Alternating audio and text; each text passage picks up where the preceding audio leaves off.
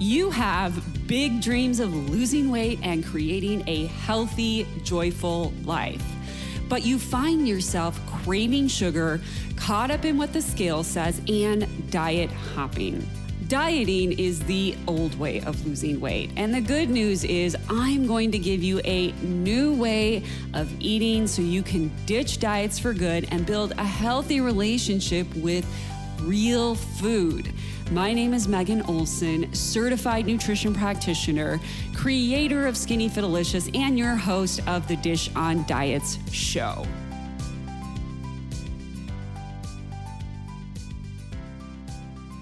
Hello, friends. Today we're talking about the most frustrating thing when it comes to losing weight is when you know what to do and you're not doing it. You know you should track your food. You know you should exercise. You know you should get more steps. You know you need to eat more protein and fiber. You know all about calories.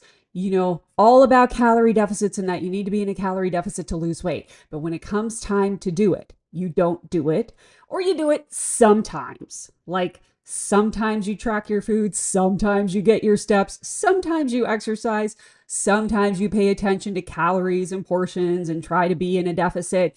You're like in the sometimes camp and you're thinking, what's wrong with me? Why can't I just do what I know I should do? Why don't I just do what I say I'm going to do? And when you know what to do, but don't do it, you immediately assume what? Well, I must not be disciplined. I must be lazy. I must not be motivated. I must not want weight loss bad enough. That's ridiculous. Every woman I know who wants to lose weight wants weight loss and good health badly. You wanting weight loss is not what's broken. The problem isn't you. In fact, the only problem is that you think there is a problem when there is friction with doing habits, when that's really a normal part of behavior change. The friction you are experiencing with doing what you know you should do is a normal part of behavior change in the beginning of building new habits. It's your habit brain, which I'm going to guess no diet has ever explained to you. Your habit brain's job is to do things on autopilot every day. There are hundreds of tasks and habits you do every day on autopilot, whether or not you realize it. And you've been doing those autopilot habits for years and decades. You've looked at food a certain way on autopilot for years and decades, and dieting has sort of messed up how you look at food and exercise habits. And now when you want to change your autopilot habits and you start doing new things, your brain goes, wait a minute, what are you doing? That's not what we do. We eat cookies when we're stressed. You mean to tell me I can't eat cookies when I'm stressed anymore? Now what am I supposed to do? What are you doing? We've done this calorie deficit thing before and we failed. You mean to tell me you want to feel like a loser and fail at this again? Why would you do that? You see, when you start changing behaviors and habits, your brain throws a temper tantrum. And that is normal. Your habit brain is simply used to you living your life a certain way for years and decades.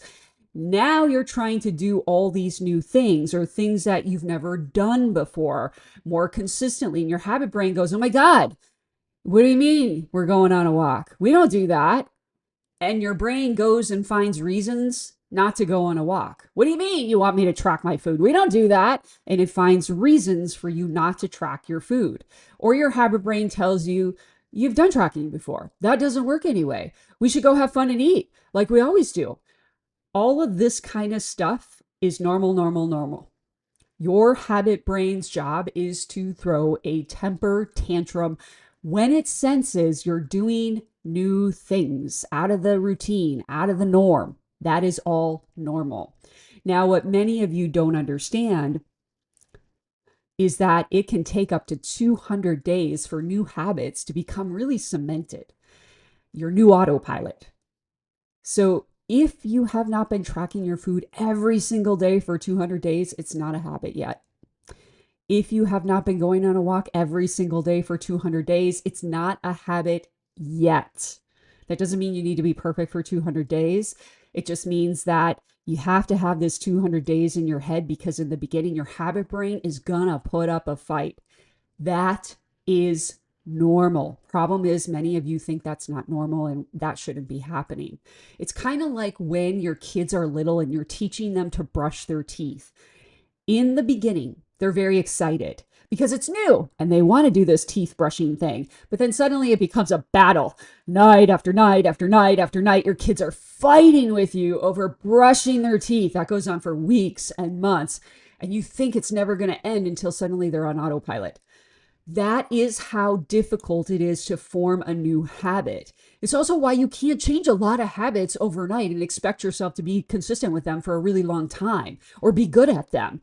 The problem that I have noted for most middle-aged women I've coached in my nutrition practice is that they always think there's something wrong, that they don't want to do the habits or they don't feel like doing the habits. There's nothing wrong.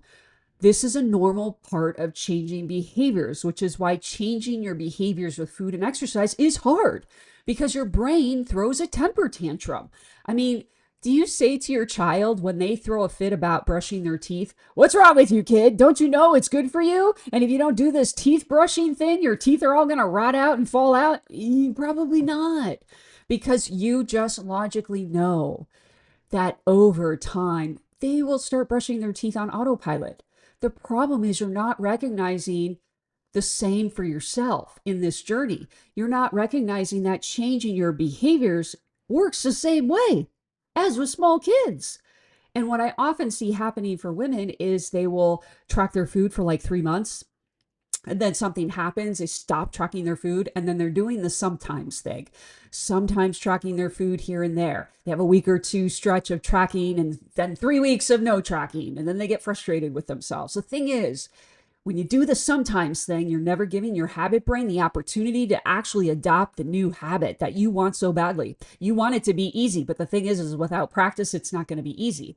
So what would be 200 days to make that one habit an autopilot habit? Now, when you're doing the sometimes thing, it becomes 400 days, 500 days, 800 days, because you're only doing the habit sometimes. You're only practicing it sometimes. You're not giving your brain enough opportunities to practice. And so basically what happens is extending the 200 days to form one habit, which is why I believe that once you start, you can't stop. You can't stop the habit. You must really find ways to keep going with your habits, even when you can't be perfect. That means tracking some meals if you can't track all of them. That means even if you guess at portions of meals, you do it. The point is to keep the habits, not to be perfect. You want to keep the habit because doing imperfectly, the habit is still doing the habit. You want to get good at doing it imperfectly versus only doing it when you can be perfect and when the conditions are right. Because only doing the habit when you can be perfect means you're not giving your habit brain enough practice so that it can become an automatic habit. Because you're only doing it sometimes. There's not enough practice there. There's not enough, right? And so unfortunately, most women, whether they're willing to admit it or not, are in the sometimes camp. So none of the habits and behaviors they want ever really become cemented into their lifestyle because they only do them conditionally. Like, I only walk when I'm losing weight. I only walk when it's nice outside, not too hot, not too cold. I only track my food if I see the scale going down. I only track my food when I'm eating at home and I know how to measure what I'm eating. I only walk when I'm not stressed out. I mean, the same thing happened to me. I used to only do habits conditionally too when I was 215 pounds. That's why I was 215 pounds, because I would only do things to take care of my health when I was losing weight. And then when I wasn't losing weight, I would stop. I look at that now and I think, that's so weird that I did that. And I see a lot of women doing the same thing.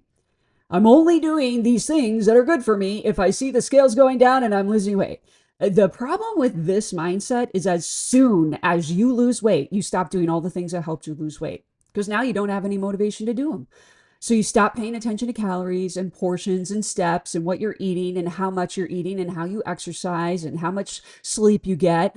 And slowly but surely you stop doing all of these things. And then you're back to your normal life that caused you to gain weight. You see, your current life is compatible with weight gain. And I know that's a tough pill to swallow because I was once there too. So the important thing you have to understand, though, is once you start this, you got to accept you can't go back, and you must build a life that's incompatible with weight gain, a life that is practical, emphasizing the word practical here. Many of you have done diets or are doing diets that are not practical for you to do until you're 85 plus years old, and your brains are a little messed up from years of following diets and rules. A lot of diets do appear healthy because they include a lot of healthy foods, but you're doing unhealthy behaviors with food when you're doing those diets. You see, just losing weight doesn't change your behaviors. You must modify your behaviors and habits while you lose weight to keep it off. And a lot of women are doing unhealthy behaviors with healthy foods to lose weight. So if you're following a diet that tells you not to eat fruit because it has too much sugar, that is an unhealthy behavior with food. If you're following a diet that only allows you to eat protein and vegetables, that is an unhealthy behavior with food. You see, many of you are so focused on losing weight that you don't even recognize that the behaviors you're doing with food and your mindset with food are completely unhealthy.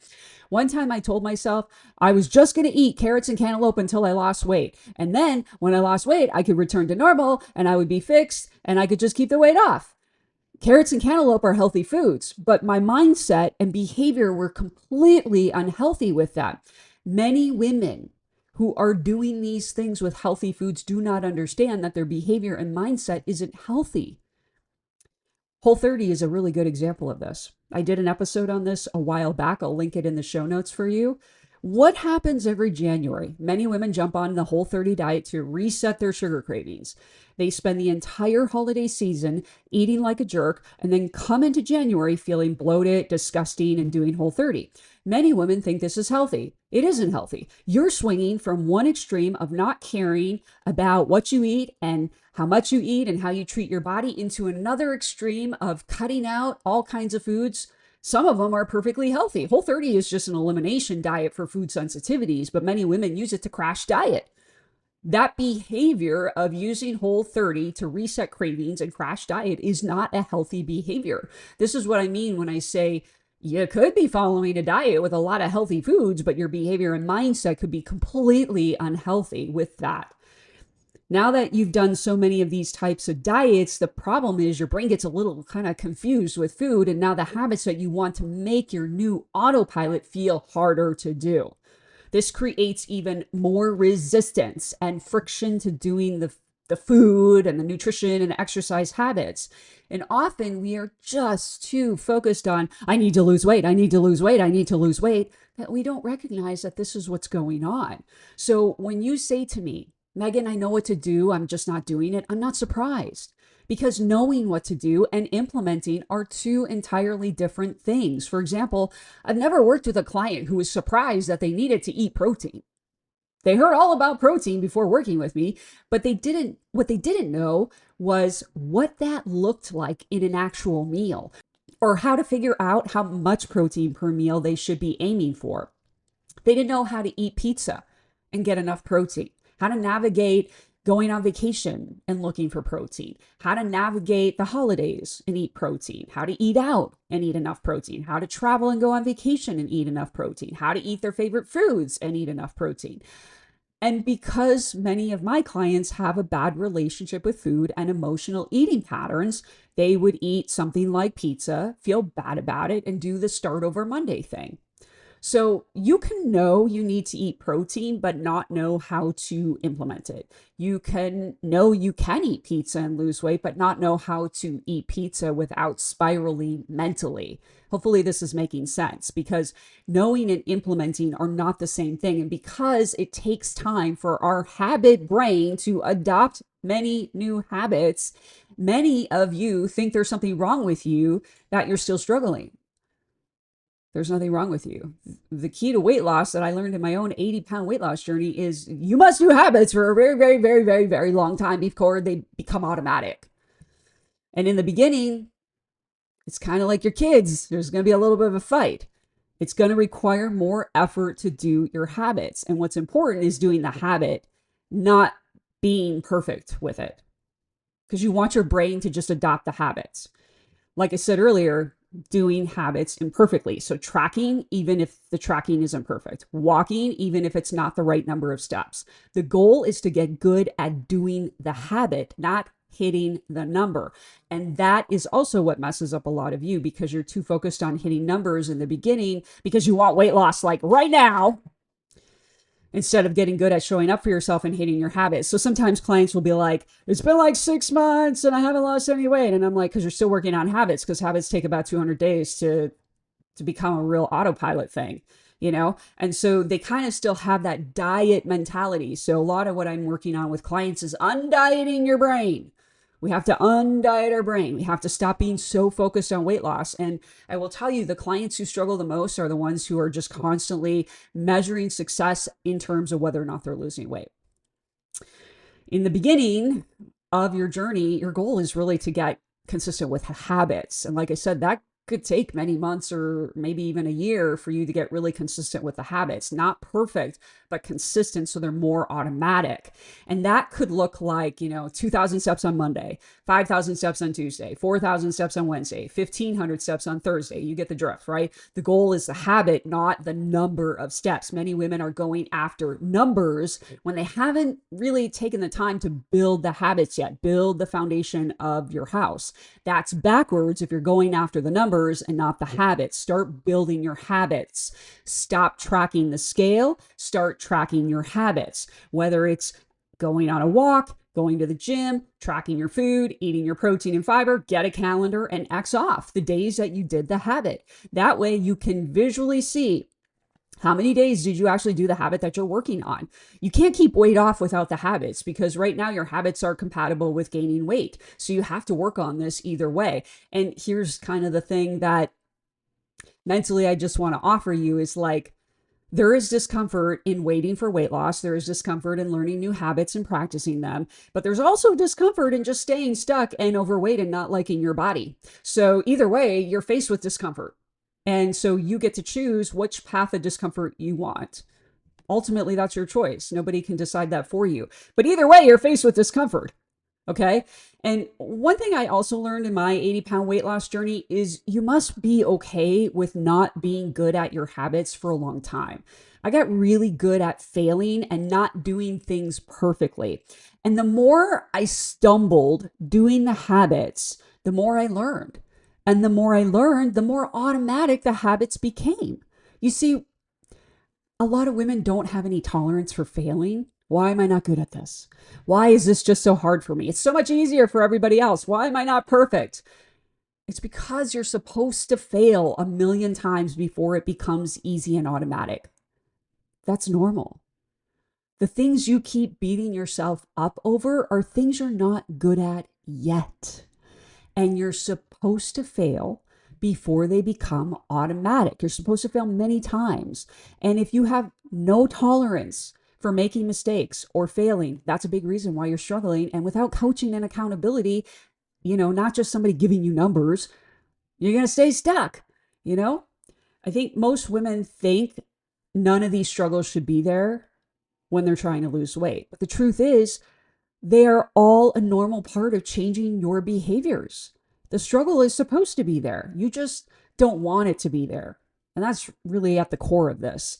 If you want the weight loss, but you want it to be easy, I don't blame you. Changing your behaviors, it's hard, especially when you're living your life and you're stressed and you have a family, financial pressures, all that. The behavior change is hard. The steps are simple, but the change and implementation piece is hard, which is why you can know what to do, but find yourself not doing it, because change is hard. Implementation is hard. And the two biggest things we are up against are our habit brain, taking a long time to develop a new skill or habit and make it a new autopilot. And number two is our dieting history that messes up how we look at food, along with, emotional eating patterns. So if you're sitting there thinking, I know what to do, I'm just not doing it, I want you to stop using that sentence as evidence that something is wrong with you and that you don't want this. It's not a problem of you not wanting this badly enough. The resistance you're feeling doesn't mean you're lazy. It doesn't mean you're unmotivated. It doesn't mean you don't want this. It means you're in the middle of changing behaviors that you've practiced for years and maybe decades. And those behaviors, even though they're compatible with weight gain, ironically, they do give you some comfort because you know what to expect. Your job is to realize that all of this friction is normal and that there is nothing wrong with you. Your job is to focus more on the habits and to show up, not to be perfect. Track imperfectly, walk imperfectly, eat more protein imperfectly, get more fiber imperfectly. Do the habit even when it isn't pretty, even when you don't hit numbers, even when life gets messy. Because every time you do the habit, you're teaching your brain, this is what we do now. Instead of being like, oh, I had a stressful day, I can't possibly get any steps, I can't possibly eat any protein. Instead of doing that stuff, what can I do? What's good enough? You have to learn in this journey to stop measuring success by the scale for a minute and start measuring success by how often you show up for the habits that you're trying to build.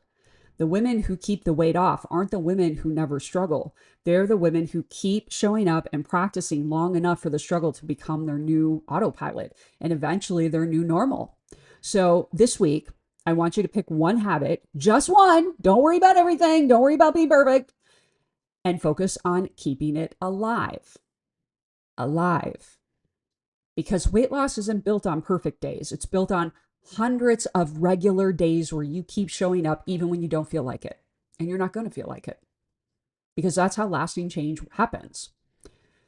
And if listening to this episode made you realize that your struggle isn't knowing what to do, it's implementing it consistently, and you don't, know how to figure that out, you don't have to figure that out alone. That's exactly what I help my clients do inside my one-on-one coaching program. We work on building practical habits, undieting their brain, working on the emotional eating patterns, and creating a life that actually is practical and easy so you can lose weight and keep it off.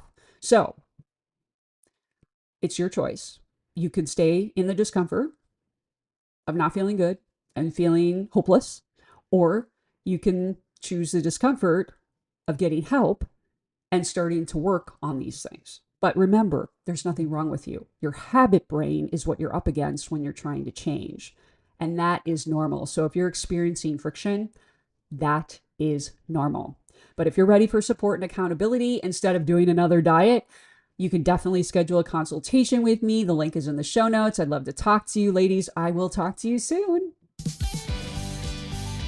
Hey, if you enjoyed this podcast, you have to come check out my free weight loss class. It's the 5 steps to lasting weight loss, how hormones impact weight loss, and the truth about lasting weight loss without relying on willpower, workouts, or deprivation. Click the link in the show notes to watch that free class today. And if you are a woman over 35 with 20 to 50 or more pounds to lose, schedule a free weight loss breakthrough session with me after you watch that class. And let's talk about your 20 to 50 or more pound weight loss plan.